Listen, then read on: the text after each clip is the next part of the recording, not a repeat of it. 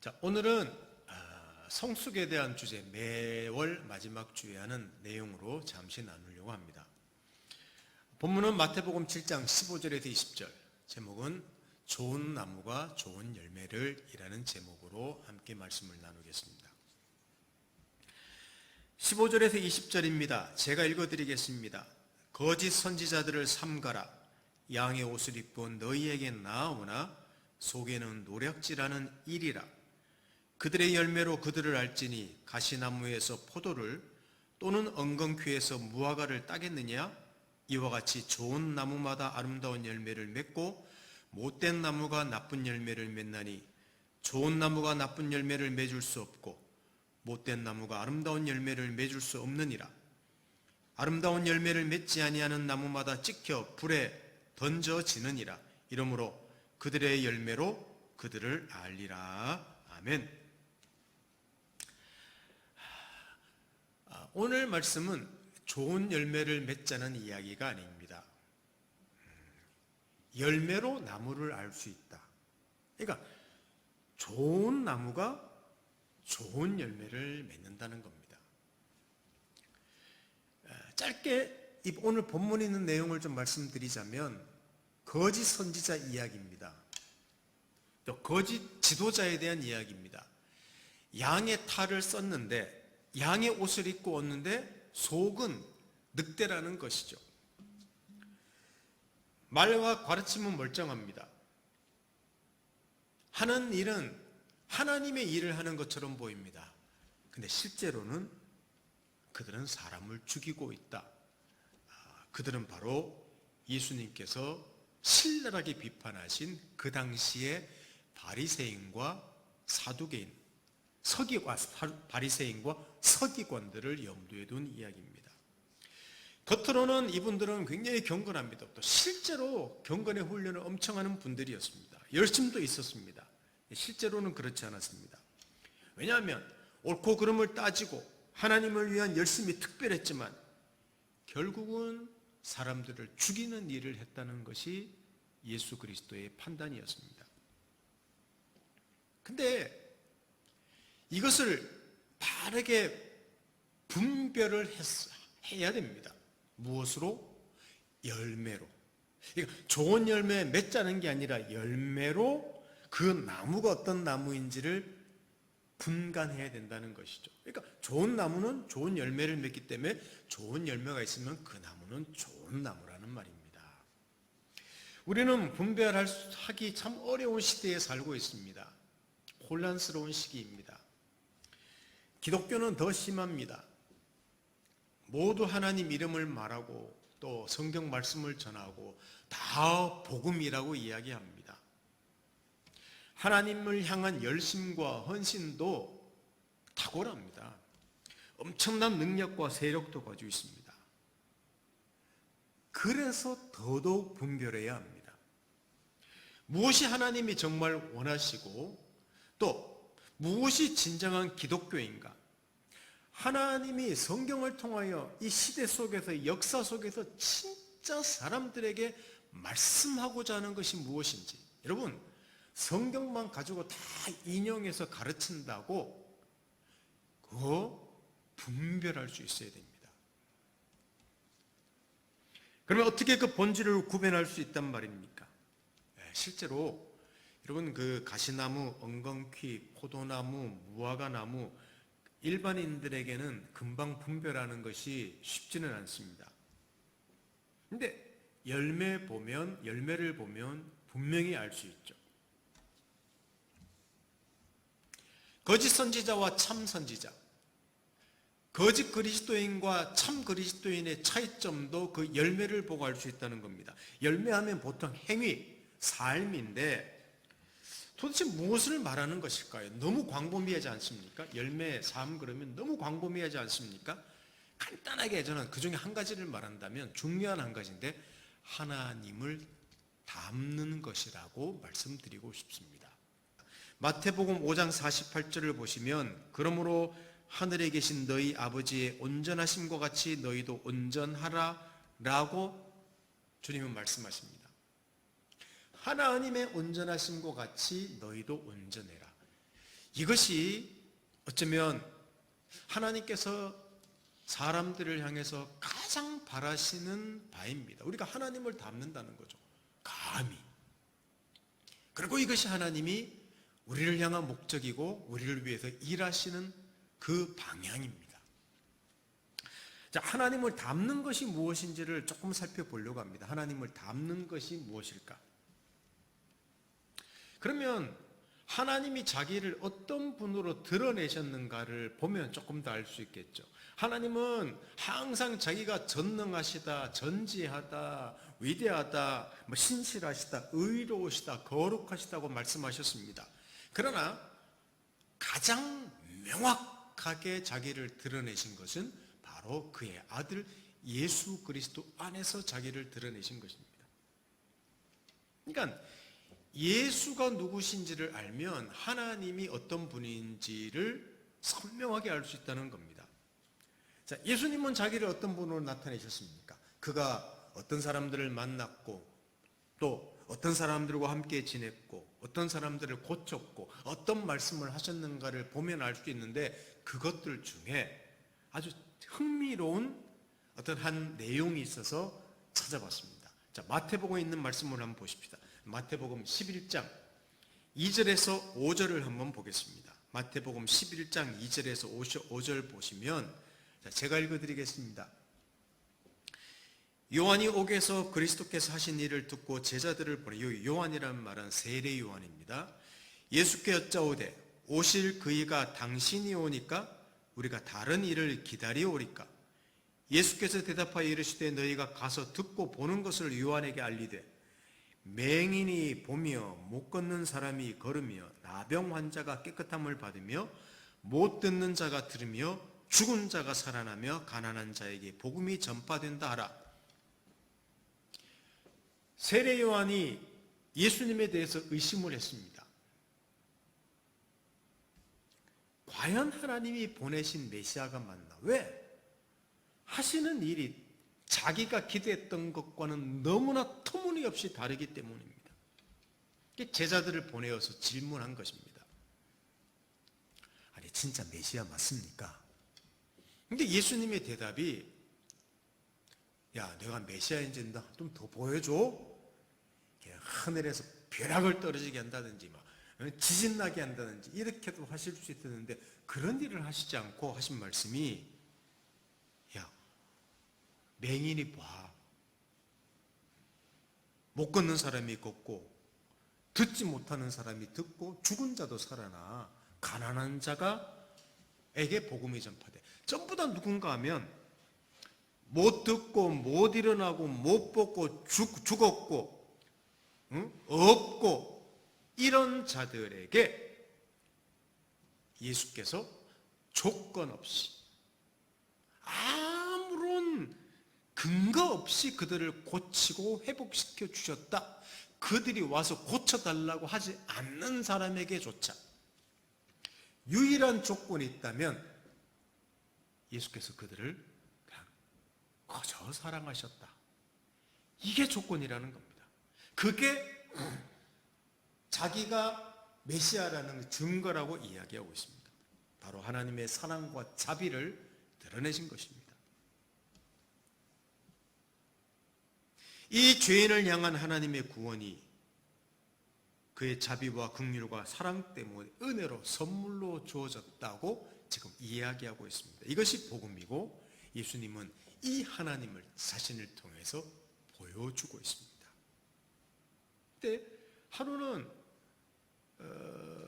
자기 자신을 드러내는데 구약에 있는 성경을 인용해서도 이사야에 있는 말씀을 통해서도 말씀하신 적이 있습니다. 자, 한번 보시면 마태복음 12장 17절에서 21절을 한번 보십시다.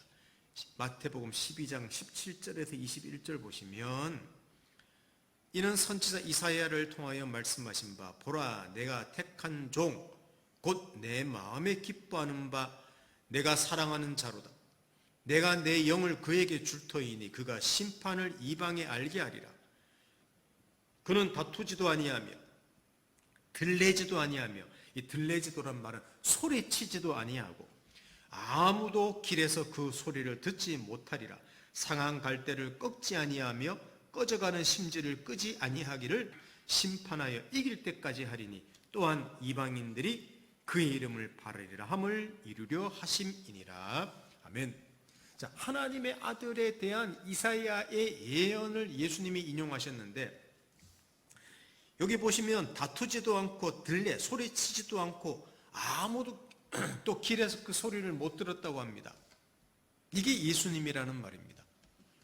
큰 소리 치지 않았습니다. 옳고 그름을 따지면서 큰 소리 치는 분이 아니라는 말입니다. 저는 큰 소리 많이 치죠. 저 같은 사람은 길 가다가도 저도 교통법규를 어기는데 교통법규 어기면 하고 옳고 그름을 되게 따지는 사람입니다. 근데 예수님이 그것을 안 하신대요. 심지어는 상한 갈대를 꺾지 않고 꺼져가는 심지를 끄지 않으신답니다. 우리는 희망이 없으면 바로 끝내버립니다. 그래야지 효율적이고 경제적이기 때문입니다. 그러나 예수님께서는 희망도 없고 기대감도 없고 능력도 없고 도덕성도 없고 지혜도 없는 그런 사람조차도 외면하지 않으시고, 심지어 자기를 향해서 돌을 던지고, 그리고 십자가에 못 박으라고 하는 자들조차도 품으시고 그들을 위해서 자신의 목숨을 주셨다는 것입니다. 이게 이사야의 예언이었고, 바로 이 이사야의 예언을 예수님이 그대로 행하셨다고 이야기하고 있는 내용입니다. 바로 이 은혜와 자비와 긍휼이 우리의 구원을 이루었던 것입니다. 그러니까 예수님이 나타난 그 열매, 그걸 보면 예수님이 누군지 알 수 있다는 말이죠. 바로 하나님이 누구신가? 자, 결론적으로 말한다면 하나님은 사랑이시다, 이거를 말하고 있습니다. 하나님은 사랑이시다. 사랑하는 성도 여러분, 바로 이 은혜와 사랑으로 우리를 부르셨고, 이 은혜와 사랑을 받은 자가 그리스도인들이요, 이런 자로 살아가도록 우리를 부르고 계십니다. 자, 오늘 성숙에 대한 주제를 이야기하면서 왜 이 이야기를 먼저 하는가 하면, 성숙이라는 열매, 어떤 열매가 나타나야 된다. 그럼 우리는 무엇이 성숙해야 되고 무엇이 성숙해야 된다고 말을 합니다. 그런데 그 성숙을 이루기 위해서는 그 나무가 어떤 나무인가, 좋은 나무가 먼저 되어야 한다는 이야기를 하는 것입니다. 그 이야기를 하기 위해서 오늘 하나님은 사랑이시라는 말을 제가 하고 있습니다.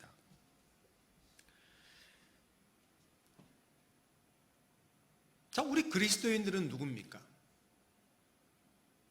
바로 이것이 우리의 정체성인데, 예수 믿는다고 고백하는 사람, 이 하나님의 사랑을 받은 사람들입니다. 그리고 이 사람들이 맺어야 될 가장 중요한 덕목, 바로 사랑이고 용서라는 이야기입니다. 그리스도인이란 누구일까요? 예수 그리스도 안에 나타난 하나님의 조건 없는 사랑과 은혜를 받아서 하나님의 자녀가 된 사람입니다. 그리고 이 은혜와 사랑이 그를 붙들어서 자라나게 하는 사람입니다. 이게 그리스도인입니다. 그래서 하나님의 은혜와 사랑이 어쩌면 그리스도인이라는 정체성의 첫 번째 표지라고 할 수 있습니다. 저는 그렇게 말씀드립니다.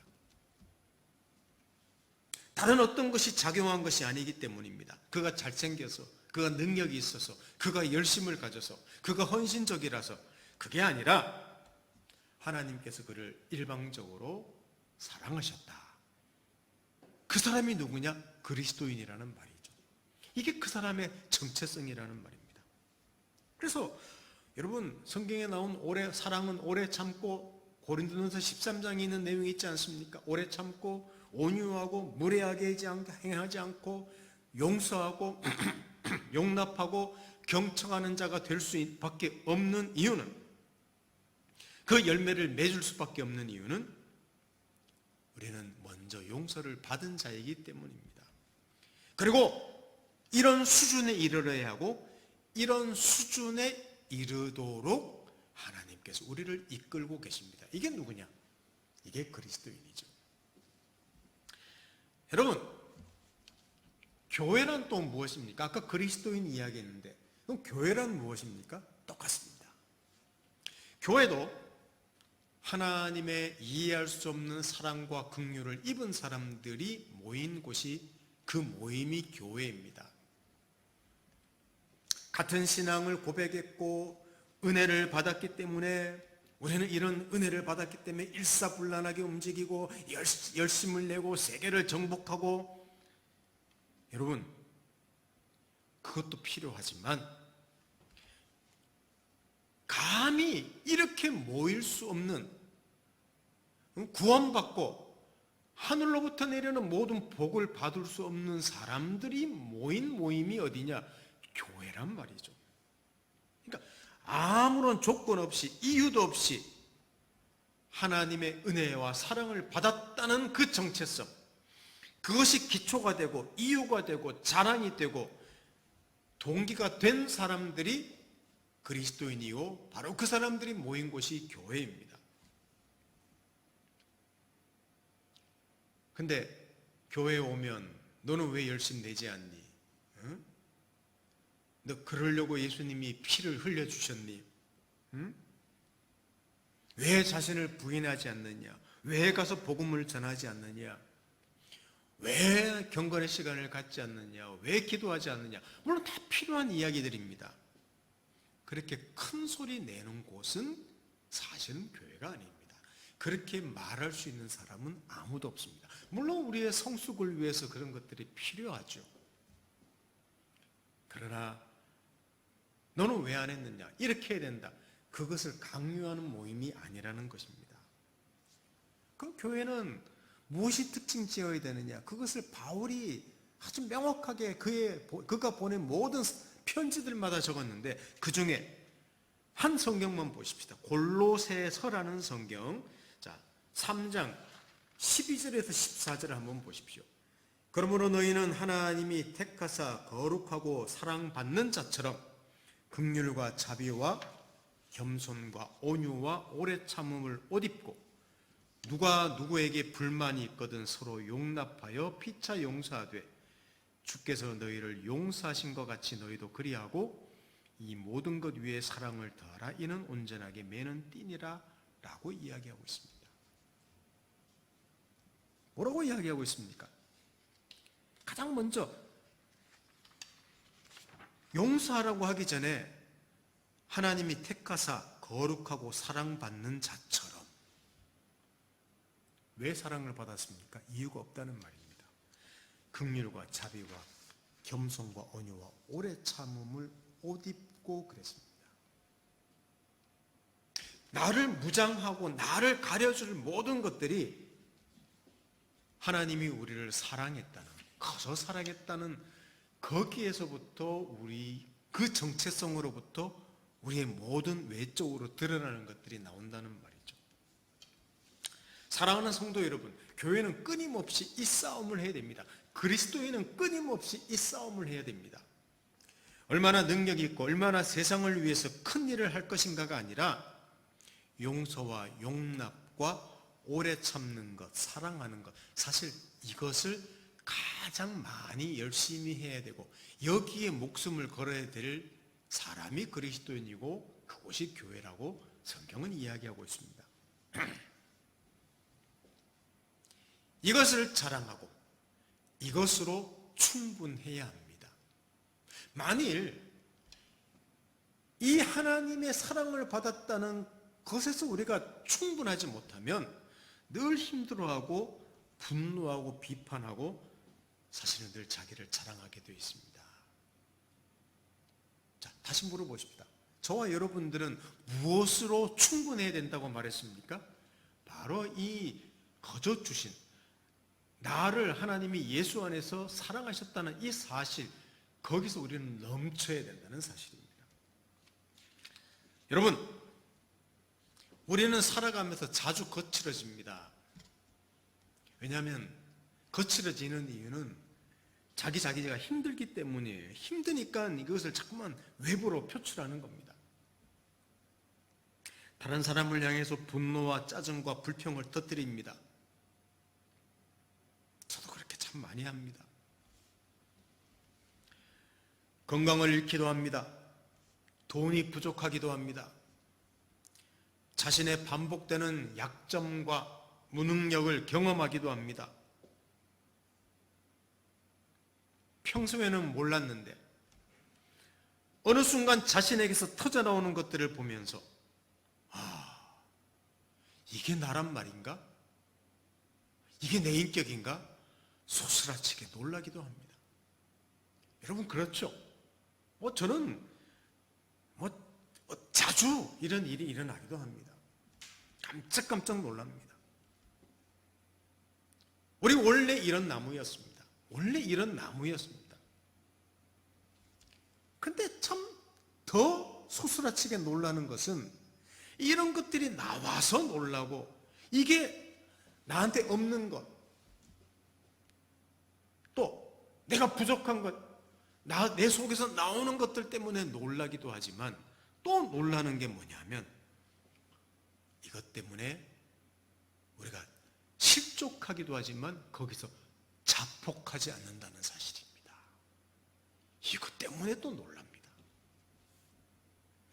예수 안에 있는 자, 예수에게 접붙여진 자, 하나님의 무한한 은혜를 입은 자라는 사실을 물론 성령께서 깨우쳐 주시는 것이지만 그 사실 때문에 내가 다시 고개를 들고 다시 감사하고, 물론 그런 자신이 부끄럽기도 하지만 용기를 내고 늘 새로워진다는 사실, 바로 그것 때문에 소스라치게 또 놀라는 것이죠. 시들어서 거의 죽어가는, 여러분 화분에 식물 키우면서 그런 일 많이 보지 않습니까? 여름날에 화단을 보면 식물들이 다 축 늘어져 있습니다. 근데 비가 온다든지 내가 물을 준다든지 하면 한두 시간 이후에 잎들이 생기를 찾고 빳빳하게 세워져 있는 그것을 한번 상상해 보십시오. 자주 실패하고 실수한다고요? 그렇습니다. 그게 우리의 본질입니다. 인정해야 합니다. 그런데 이런 자를 그의 이해할 수 없는 은혜와 사랑으로 대하셨습니다. 바로 그리스도인은, 기독교는 이것으로 증명해야 합니다. 이게 기독교이기 때문입니다. 바로 그리고 여기서 우리의 실력이 나옵니다. 이 실력이라는 말은 성숙하는 실력이기도 하지만, 너 실력 있어, 많이 성숙했어, 이런 말이기도 하지만, 실패하더라도 다시 용기를 내어서 하나님의 사람으로 살아내며 또 항복해 나가는, 이것도 실력입니다. 여러분, 성숙해 나가는 것, 잘하는 것도 실력이지만 실패해요, 실수해요, 또 넘어져요. 그러나 이런 자신을 바라보면서, 또 하나님을 바라보면서 또 용기를 내서 일어나는 실력, 다시 하나님께 항복하는 실력,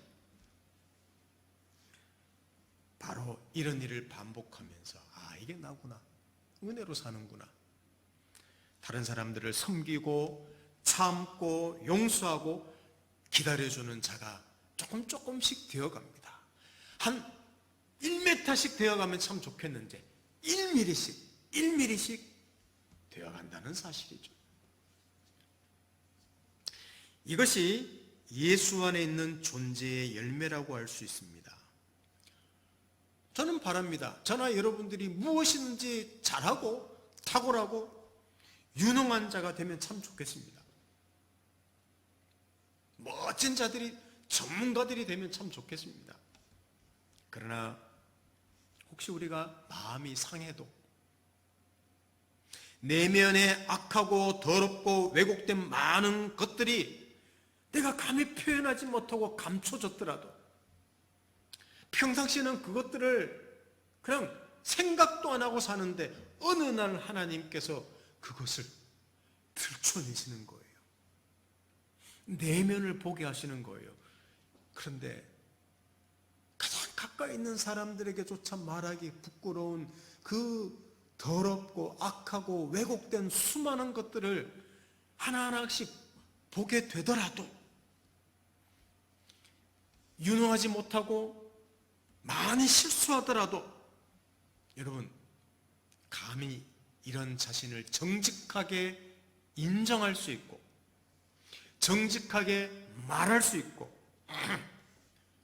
나는 아직 과정 중에 있는 사람이야 라고 말할 수 있고 여전히 하나님의 은혜와 그 사랑이 필요한 존재라고 고백하는 그런 존재로 살아갈 수 있다는 사실입니다. 이게 누구냐? 그리스도인인 것이죠.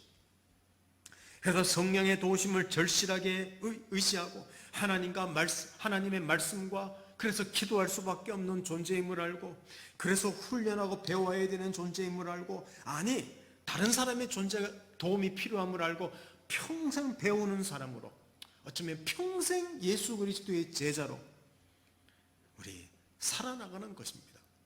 자, 구원받았기 때문에 너는 제자가 되어서 제자 훈련해. 넌 이거 해야 돼, 이거 해야 돼. 그것이 아니라는 말입니다. 우리는 그렇게 살 수밖에 없는 존재라는 말입니다. 본질을 알고 인정하는 자니 그러나 그 본질이 누구의 손에 붙잡혀 있는가를 아는 자기 때문에 이런 자신을 인정하고 그런 본질이 드러나도 감히 인정할 용기가 생기고 이런 자기를 하나님이 얼마나 사랑하시는가를 알 때 우리 그것을 확인하면서 살아가게 되는 것입니다. 여러분, 목사님 오늘 성숙에 대한 주제를 하는데 왜 그런 이야기를 하십니까? 여러분, 그것이 우리 그리스도인의 열매고 그것이 바로 성숙입니다. 뭘 잘하자. 여러분, 그 모든 잘하는 것들 중에 그 열매가 무엇인가 하면 바로 그리스도인으로 살아내는 열매입니다. 바로 복음의 열매가 우리 삶에서 나타나야 된다는 말씀을 드리고 싶은 것입니다. 갈라디아서 5장 22, 24절을 한번 보십시다. 갈라디아서 5장 22절에서 24절을 한번 보십시오. 오직 성령의 열매는 사랑과 희락과 화평과 오래 참음과 자비와 양성과 충성과 온유와 절제니 이 같은 것을 금지할 법이 없느니라. 그리스도 예수의 사람들은 육체와 함께 그 정욕과 탐심을 십자가에 못 박았느니라 라고 이야기하고 있습니다. 여기는 성령의 열매를 맺 자가 아닙니다. 많은 분들이 그렇게 생각하고 있습니다. 이건 성령의 열매를 맺 자가 아닙니다. 이는 성령의 사람이 될 때 어떤 열매가 맺혀지느냐에 대한 이야기입니다. 그 뒤에도 보시면 예수의 사람들은 육체와 함께 그 정욕과 탐심을 십자가에 못 박았다고 했지 않습니까? 이 십자가에 못 박았다 그럴 때 헌신해라, 절제해라, 제자 훈련해라, 희생해라 이렇게 말하는 게 아니라 너는 십자가로 살아가는 사람이란다. 이것을 말하고 있습니다. 하나님의 통치로 안에서 살아가는 사람이란다. 너는 너 의와 내 열심과 내 공로로 살아가는 사람이 아니지. 네가 자랑할 것이 무엇이 있니? 어제 잘한다 그랬다가 오늘 깨지는 존재인데 오늘 날뛰다가 내일 지옥에 떨어질 정도로 또 너는 멋진 것들을 보이고 있지만 그 내면에는 온갖 것들이 들어있는 사람인데 여러분 무엇으로 우리가 살겠습니까? 정과 욕심을 십자가로 사는 사람이 누구냐? 그리스도인이라는 말이죠. 바로 여기서 무엇이 맺히느냐? 항상 생각해야 됩니다. 우리는 이 십자가로 사는 존재라는 그 붙잡는 힘이 약해지며 항상 우리는 무엇대로 사는가 하면 내 욕심. 분명히 우리는 거기서 죽은 존재인데 내가 주인처럼 살려고 행사합니다. 소리치고 비판하고 판단하고 그렇게 사는 거예요. 좌절하고 낙심하고 분노하고 우리 삶 속에 그런 일이 얼마나 많습니까? 근데 언제 우리의 삶에서 아름다운 열매가 맺히느냐? 내가 그리스도와 함께 죽은 자구나. 은혜 받은 존재이구나. 십자가로 사는 존재이구나. 내가 그런 존재이구나. 이 사실 앞에 항복할 때 거기서부터 예수 그리스도의 성령의 열매가 나타난다는 사실이죠. 이게 그리스도인입니다. 사랑하는 성도 여러분, 여러분은 어떤 나무입니까? 좋은 나무입니까? 왜 좋은 나무입니까? 기질이 좋습니까? 좋은 DNA를 가지고 있습니까? 유전자를 가지고 있습니까? 아니, 저나 여러분은 좋은 나무에 접붙여진 사람이기 때문입니다. 바로 예수 그리스도 안에 있는 존재이기 때문입니다. 바로 이 정체성에서 우리가 자라고 성숙해 가는 용기와 힘과 지혜가 있음을 알고, 이것이 우리 그리스도인의 삶의 시작이 되었습니다. 그리고 지금 그 과정에 있습니다. 그리고 미래 그리스도가 재림하시는 그날까지 완성되는 예수 그리스도의 형상으로 화하는 그날까지 갈 것입니다.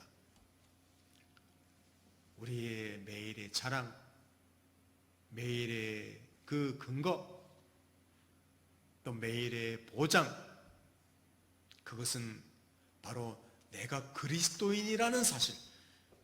우리가 예수쟁이, 너 기독교인이야? 이렇게 말하는 그런 의미가 아니라 내가 예수 그리스도에게 접붙여진 은혜로 예수 그리스도 안에 있는 존재라는 그 사실을 매일매일 우리 확인하면서 우리의 삶을 살아나간다면 우리의 삶에서 하나님의 사랑으로 붙드신 그 열매가 우리 삶에서 조금씩 맺혀질 것입니다. 이것이 우리가 성숙하는 길입니다.